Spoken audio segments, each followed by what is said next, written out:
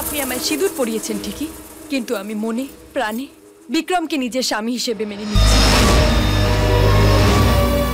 বাবা আমার বিয়ে দিয়ে বিক্রমকে আমার থেকে আলাদা করে দিয়েছে ঠিকই, কিন্তু আমাদের সম্পর্ক এত ঠুনকো নয় যে আপনার গলায় মালা পরিয়েছি বলে সেই ভালোবাসা ভেঙে যাবে। আর হ্যাঁ, আমার বিশ্বাস বিক্রম এক না একদিন এসে আমাকে এখান থেকে নিয়ে যাবে আর এই বন্ধন থেকে মুক্তি দেবে। তাহলে এই বিয়ের মানে কি? আমার কাছে এই বিয়ের মানে একটাই, আমার বাবার কাছ থেকে মুক্তি পাওয়া। আর তাও যদি আপনি জোর করে আমায় নিজের বউ হতে বাধ্য করেন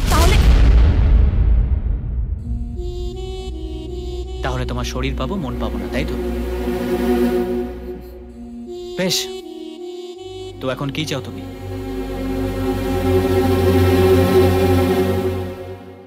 ডিভোর্স। এইটুকুই তো? সারাদিন অনেক ধকল গেছে, রেস্ট নাও, কাল সকালে কথা।